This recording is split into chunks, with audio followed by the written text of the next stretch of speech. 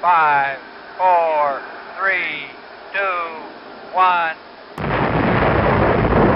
Welcome to the MarketingSherpa Podcast. We're going to have an in-depth marketing discussion about a crucial topic starting now.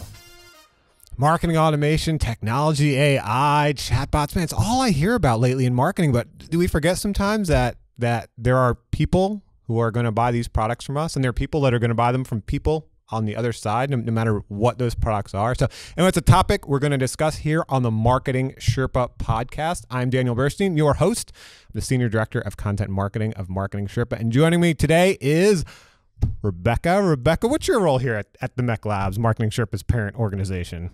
I run our hypothesis development team, so I manage strategy for all of our partners. Okay, perfect. And also joining me is Austin. Austin, what's your role here? I don't know what my role here is, Dan. It's probably just hanging out, talking to Rebecca, talking to you, doing podcasts. That's what I do. So this is rare for what Austin does. There's a little bit of humility in what he does, but he actually works directly with some of our research service partners that the companies work with directly and finds the best way that they can serve their customers to improve results. And he does it fair to middling. So, but let's start with this topic here, okay? Accurate. We've got a real collection of human beings right here. You can't see what I'm seeing. Rebecca is knitting, which I don't know how that's related to doing a marketing podcast. Austin has his, I was at the Bob Barker mic. He's holding in front of him, no shoes on. That's right. And so there is a motley group of humans. I'm warning you, there's not a master AI brain that is going to give you this information today. It's a motley group of people. We did some studies recently where we discovered that marketers are actually more effective when their shoes are off. When their shoes are off, they're able to channel their inner marketer a little better. They are able to understand the customer a little better. You know, it's more raw. I'm going to need a copy of that. Of that research? Yeah.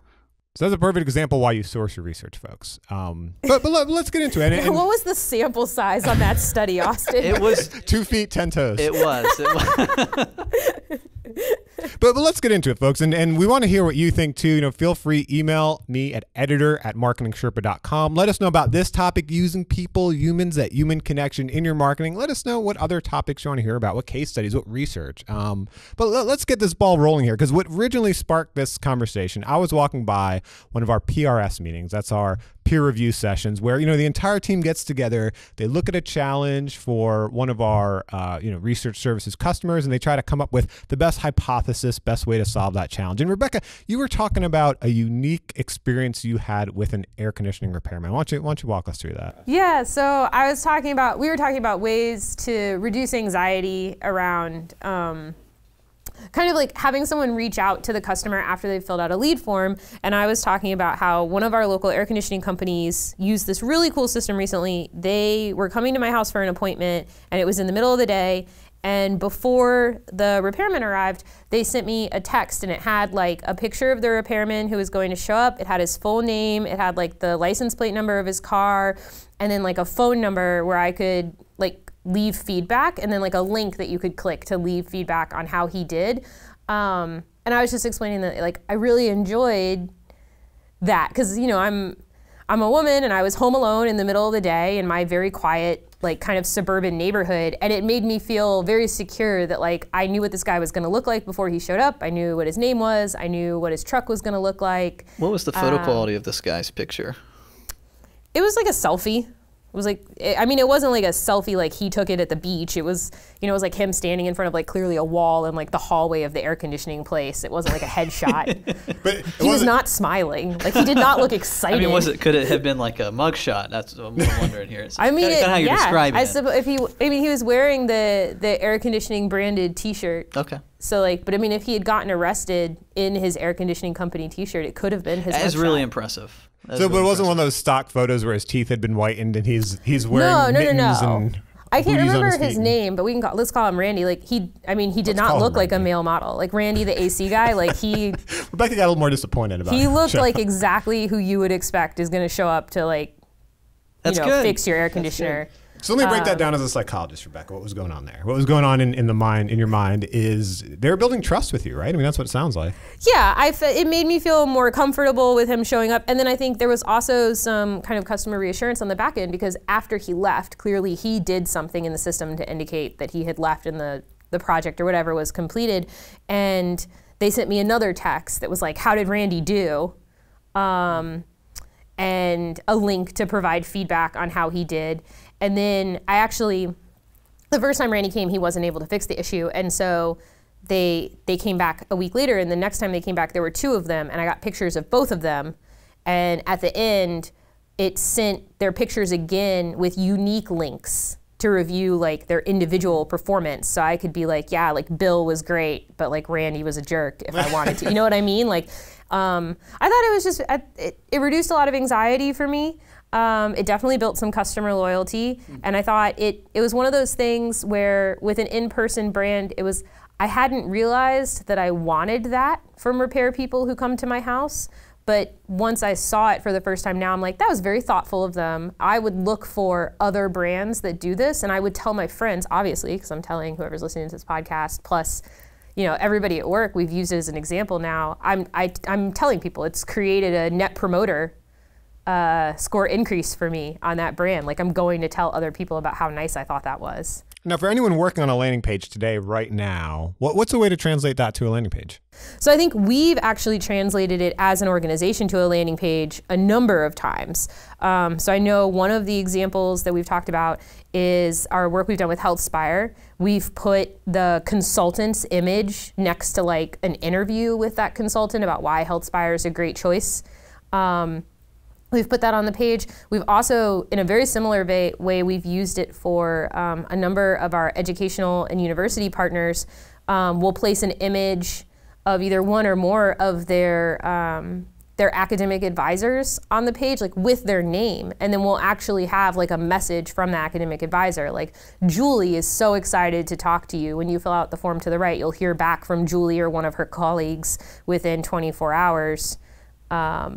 And they're going to help you figure out the program that's right for you. And we've seen a lot of success with those type of long-form sale products using that, like connecting to a real human being involved in the process post the lead form. So we've had good luck with that in the past. Yeah, you know, HealthSpire is a great example. We actually have a full case study, our MarketingSherpa.com with them. And, you know, they were just going with the shorter landing page. They felt like, you know, every marketer feels like, who wants to read something that long? Let's just go with something short. But when they got more value there and added that picture of that human being, more people want to actually put in their phone number and get a phone call. Because really, you know, nobody wants to get a sales phone call. But when it's from Randy, you know, then you're like, okay, I trust. Let me throw a little wrench into this kind of here we go. Personality like fest thing we have going on here. You know, more people the better.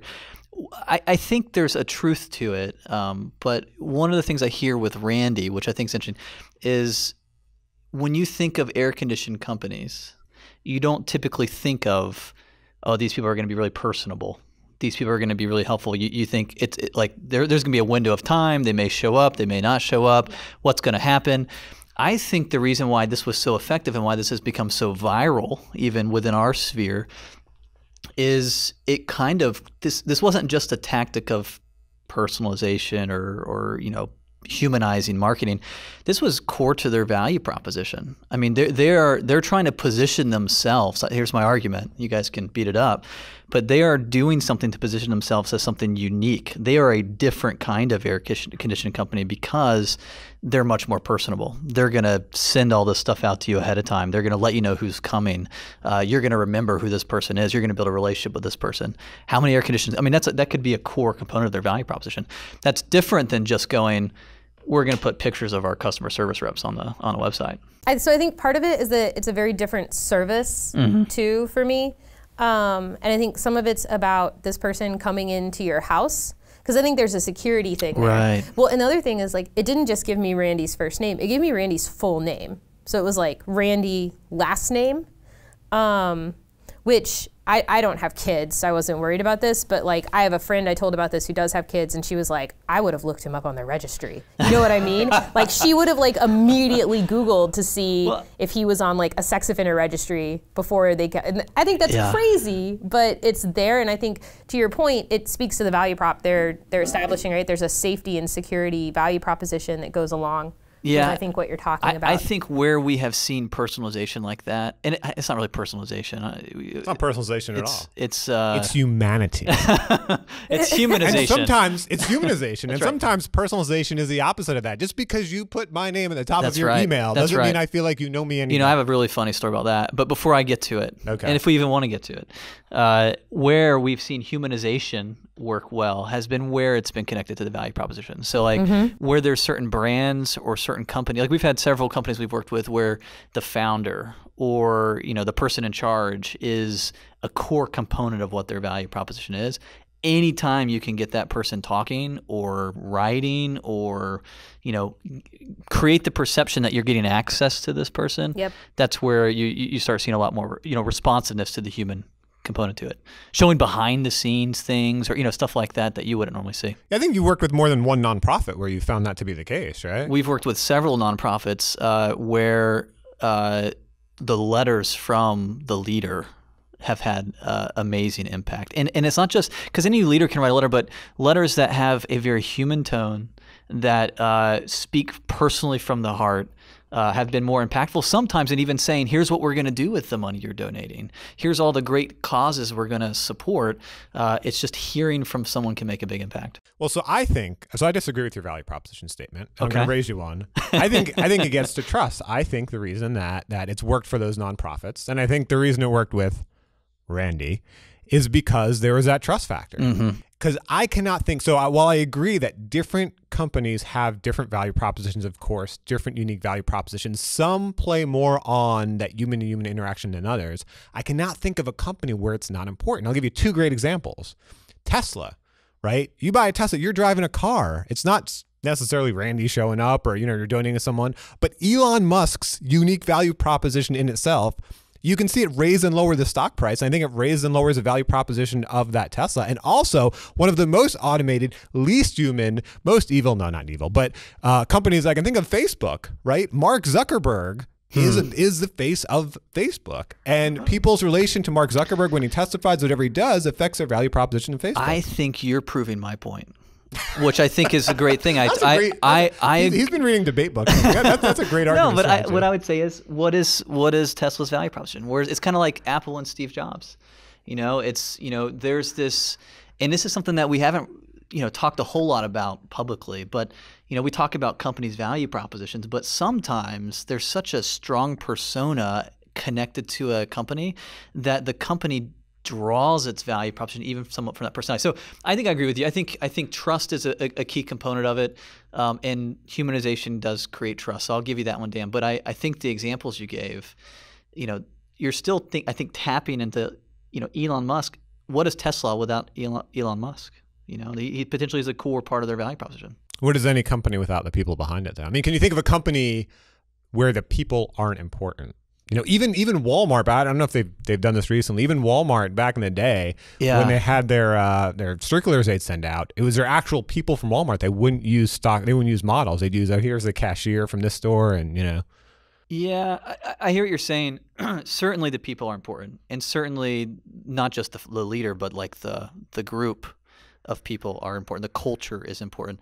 But I could be wrong in this, but perhaps some companies have a stronger magnetic pull with their founder than others. Like, you know, who knows who the founder of Walmart is? Why do people go shop at Walmart? It's not Sam Walton. I know. Sam Walton. That's why it's called Walmart. We all know the answer to this question, Austin. I know. We know, but I think most people know. No, they don't. The most people who shop at Walmart don't know who owns or started Walmart. My concern is like you've taken it to like who owns Waffle House. Do you even know that? No, but I'm not obsessed with Waffle House like you. And yet, it's such a successful franchise. So that's true. I think you've taken it to like a founder place, like you're talking about like Elon Musk and that's right. and Mark Zuckerberg and all of these like big names where they're like they are the apex of their brand in a lot of ways. And I think even our own brand, Flint, has a lot of pull in some of the branding that we do, and like personal emails from him can have a large impact. Like they have more of an impact than like an email from me would have, although I don't know that we've tested that. Maybe we should. Me versus Flint in an email battle. But I think the thing with the Randy piece is like, they didn't send me a text of the founder of their company and say the founder of our air conditioning company is John Massey and he's amazing and here's all the reasons you should love John Massey. They sent me a picture of Randy, like the guy who was going to show up. And I would suggest that like the two examples, including the case study from HealthSpire and the example I'm presenting from real life, it's about a one-to-one connection with the person who's actually going to perform the service with me, not a connection that created a strong founder. So like, I own Apple products, I enjoy Apple products. I miss the days of Steve Jobs. I think they've gotten less innovative without him. Can we say that? But Dan, can we say that? Why can't we say that? Why couldn't we say Are that? we're gonna you On just a got you podcast, just got are we gonna get banned from the Apple you just iTunes got store now? 100 There's like a hate dozen mail other letters. ways- They're coming okay. your way right now before it's even published. I'm looking like I'm excited. Tell me why Apple's gotten better post Steve Jobs. Like, challenge. I hope someone accepts it. My agent won't let me speak of such things. Oh so. my God.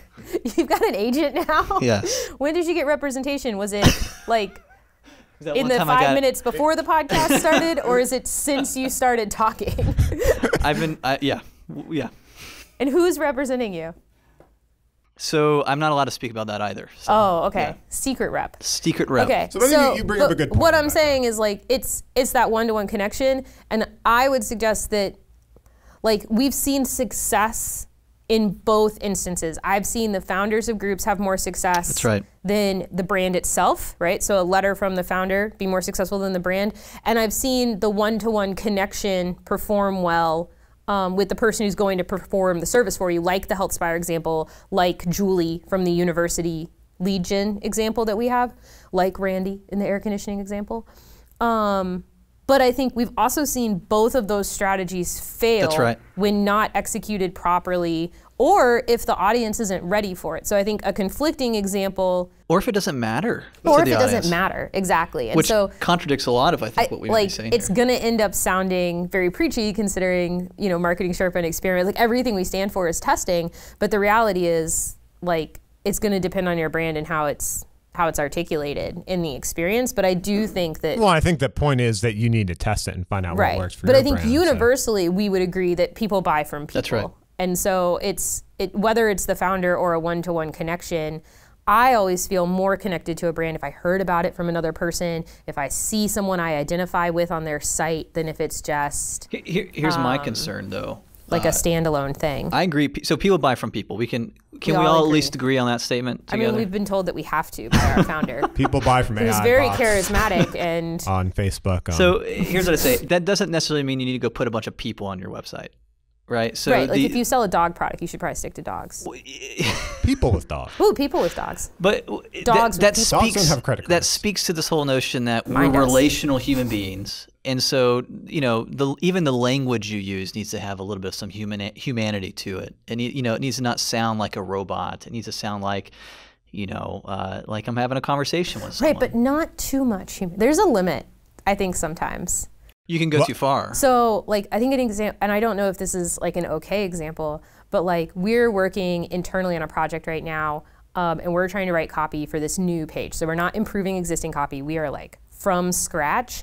And there was, I think it's funny. Sometimes I think people can go overboard trying to apply feedback they get in these kinds of brainstorming and PRS sessions. And so that's what happened in this instance to this person on my team. Is they were like, everybody was like, oh, the copy's too factual. It's too like, it's too kind of formal maybe. And they were like, make it feel like it was written by a person about how awesome this opportunity is. And the resulting copy reads like one of those like US Mint coin commercials from the late 90s, where it's like, only 250 of these gold doubloon eagle coins have been minted. Don't miss your chance to buy a piece of history today. Like, that's how it reads, because they went like too far in the like human to human salesman spoken pitch direction. And so I do think there's a limit to how That's, like there's a line. Like there's absolutely, I think, a line. And testing to find the voice that's right for your brand. Yes. So, That's right. so some brands, like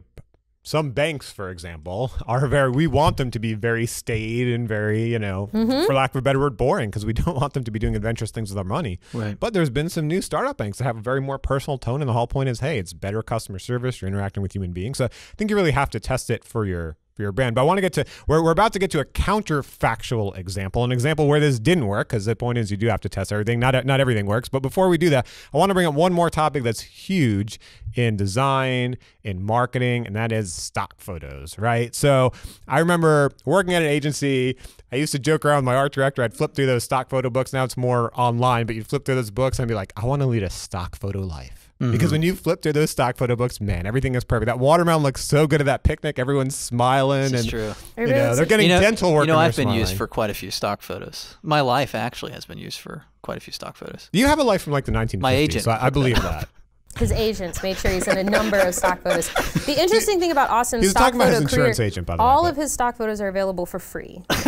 You don't have to pay to I'm a man of the people. These I'm a man of the pictures, people. boss. Anyway, There's no sorry. licensing. So you recently launched on a major website redesign, for an event type of company, a content type of company. I think I noticed when I was looking at that, a lot of those photos didn't look to me like stock photos. It looked like they were actually real human beings who were at the events and living this life. Yes, Austin. Tell us about that website you launched by yourself. So I knew Rebecca was going to say this. Definitely explain some of the design choices and strategy decisions behind how we made sure that the stock photos we used didn't look like stock photos. I think, first and foremost, the caveat when someone says, you launched a website, needs to be, obviously, in a website launch, it involves a crazy amount of people. And my design... This is that false humility we talked about. My design skills are just about as good as my math skills. And they, I can draw a stick figure, and I could probably...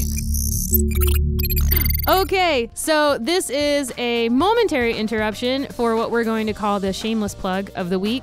I think we've also discussed the title audio modal, because we are definitely interrupting your content experience. But we want to remind you that the Marketing Sherpa podcast is being powered by and brought to you by the experiments and research being done at the combination of MECLABS Marketing Experiments and Marketing Sherpa. You can find new content and exciting information on all of our brands and pieces for every bit of our audience at all three of those websites, MarketingSherpa.com, MarketingExperiments.com, and MECLABS.com. We have fresh case studies, data-driven research, and some really interesting articles to help improve your marketing daily. As usual, we will be placing the links to all of our latest pieces in the show notes, and you can find those on any platform you're listening on. And now, go ahead and click that close button, and back to the conversation. You can put a skirt on it too if it's a girl. I could probably put a skirt on it too, if it needed that. Yeah. So Rebecca was very much involved in that from a strategy standpoint, and obviously our design team and everything was a key piece of it. But one of the things that we wanted to avoid, and Rebecca, feel free to add to this, but we didn't want the site to feel like every other site. And that's the one problem about stock images is how many of us have seen the same smiling girl or guy on every page. I mean, when we worked with some of the dentist organizations, and you think about the smiling face. Well, that smiling face is on the dentist website. It's on the CRM website. It's on the bank website. It's on all the websites. So who is this person, and why are they on all different websites? So we wanted to, and one of the things we want to bring into particularly a site, and this particular site was very much about human connection. We wanted to actually use real people, real photos, and so that was kind of the strategy behind it. But in terms of the selection of the images and all those things, you may want to add something to it. So I think our branding team really knocked it out of the park on that particular piece. And one of the things that they looked to accomplish was making sure that when we were forced to use stock imagery, which we did, there are pages on the new site that involve and include stock imagery. We had very specific rules for the types of stock imagery that were allowed. And one of the biggest things we did is we looked for candid feeling shots, so no truly posed, like everybody facing the camera shots. And we also, one of the things we did, and this is, I thought, not being a classically trained designer myself, this was a really cool thing to learn about from our brand and design team throughout this process, is we specifically dictated that from a brand perspective, imagery should be shot on a human level. And so we looked for stock photographs that were shot from a perspective that implied that the person taking the photograph could have been a part of the conversation or that they were very point of view. So we tried to avoid imagery that had like top-down shots or from the behind, the back of somebody's shots. We also tried to avoid stock imagery that was like weird perspectives. Basically, we wanted it to feel like the camera was eye to eye with the person in the image. And the idea is that that allows you to create more of a connection with the subject of that photograph, because it's a point of view look into it, and it's a lot more of a human stock photograph than you would normally pick. A lot of them, like especially when they're like pictures of like a meeting room, a lot of them are like top down. Right. And so you look at this picture and like you go, aerial. okay, so if I were seeing this from this perspective, I'm basically standing on a ladder with a camera to have captured this image. And we didn't want that. We wanted it to feel like you were in the chair, in the room, a part of the conversation was kind of the idea. And I think that helped bring a warmth to the photography, the stock imagery on the site when we had to use stock imagery. I think you want to think about all of your imagery, and I'm going to go back to the value prop for a moment, but you want to think about it in terms of how is it going to convey your value proposition. Too often with stock imagery, it's just about making a website look pretty, and you're just putting images on there that look nice to you. I can't tell you how many websites I see where the images contribute nothing to what they're actually selling. They're just like, screenshots. Hasn't really earned its real estate on the page, right? And to go back to the founder conversation for just a moment, because I know you guys are really wanting to go back there. I remember one of the tests that we ran with a partner was we tested stock images against real images, stock versus real, and we had a real image of a founder, and the founder was a part of their value proposition. And every single time, the founder was not a particularly good-looking guy. And no matter who we tested against him, he would always win because there was that connection to the value proposition. He was real. Here's the question I have for you, though, and this is a question I think probably the audience would be wondering is... For me, Rebecca, because people can't see. So I pointed to both you guys, but I try not to bang the table because that's, Cliff would get onto Making us. all the mics angry. So are you saying that you would never use stock imagery? No, I don't. So for me, I don't think I ever said that. I think stock imagery has a time and a place, and I think when you're a new brand trying to start out, go for it. I think stock imagery makes it easy to build up a portfolio of imagery for your site.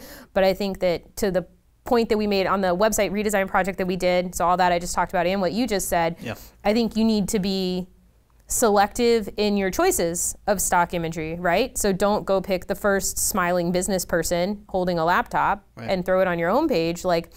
Make a specific and intentional choice about the image you select so that it aligns to your value proposition. It backs up the things that you want people to think about your brand. And be aware, I think for marketers, some of the subtlety of frame of reference in a photo or even depth of field or perspective and colors, we, I think, can occasionally forget that those things matter so much to the overall emotion that's being conveyed to the customer. And it's why we have branding specialists and designers to kind of remind us that these things matter. Because when we talk congruence, when we talk value prop, in all of our methodology courses, everything on your page should be supporting the claims that you make about your brand. And that goes for, from everything from the photography that you've selected to the fonts. To the colors that everything's in, to all of that. Even the white space. Yeah, we learned that Austin and I both got lectures on that during this website project from our brand specialist, was that for this project, the client they had two different types of content. They had this really well-researched leadership content that was very, very credible. And then they had kind of this second type of content that was a little bit more fun and human interest story style. And our designers and our branding team worked with the strategy team and myself to actually build page templates that allowed for more white space and more breathing room on the credible content, specifically because we wanted to let it stand on its own. And we thought that supports the value proposition of that type of content, to give it more space, to give it more freedom of this is an individual piece. Nothing should distract you from the value that's in this content. And the human interesty stuff, we threw a sidebar on with more opportunity for like soliciting donations and other clicks, because we were like, this piece can be a little more crowded. It needs less breathing room from a value proposition perspective. And like the idea that layout can help reinforce your value proposition is not something that we talk about often, and it's not something that we test very often, but it's massive, and it does have a meaningful impact on the way people interact with what you've done. And I think even on our own sites, Dan, I mean, our case studies we present them a lot of times in PDFs because we want them to stand on their own and have space around them. And I think that's incredibly meaningful as compared to some of the like more daily, quicker content we turn out. And we do that on purpose. And I think as marketers, I think that's a human connection element that I think we don't talk about often, and some really great marketers do instinctually, but every marketer should know how to do and be able to ask themselves those questions, because it makes a difference. From all of those things, the photography, the white space, the font, like the fonts, like it blows my mind how font can convey this is a more technology oriented site versus this is not. Like, that's crazy. And it's not something that before I worked here and got into all of this so deep I was aware of, but it's absolutely something that impacts your interaction with all of these brands and with all of these websites. That got like ranty. I'm sorry. That was really long. That was like full monologue. We wanted you to have your time to get it out. The font rant. That was like full like monologue. Rebecca's font rant. I'm so sorry. It was really good. I didn't want to sorry. interrupt it. I mean, I saw the opportunity for a few jokes, but I was like, this is just too good.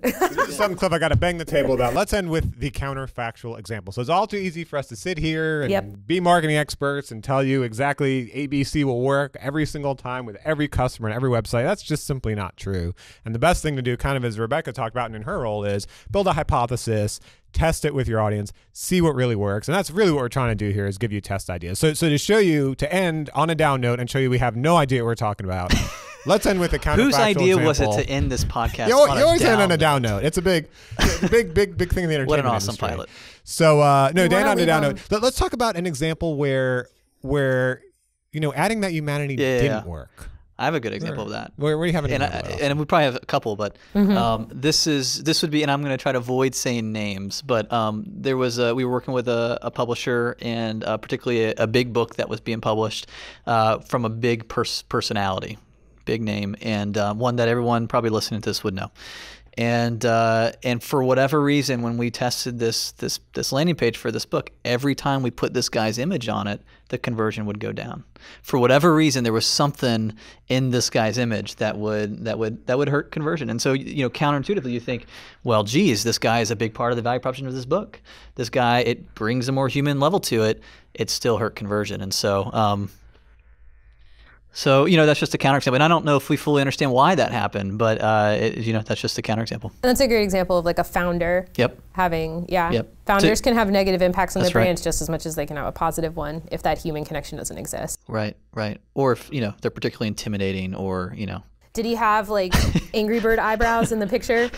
Did he look like really his persona angry? was angry. So I vaguely remember what you're talking about, but I can't place the part. You're gonna have to tell me. When I we will get off. tell you. Yeah, the name. And part of that, I guess, is out name. as we talked about, like having every image, every word earn its place in an email or on a landing earn page. is good. Earn its place. Yeah, and so there was probably something that you didn't have there instead. Whether about the topic of the book that resonated more with people. Sometimes, especially with books, the more powerful thing is the book cover than it is the book picture cover of the or the face, table of so contents. yeah. The table of contents. Table of contents like always kills it.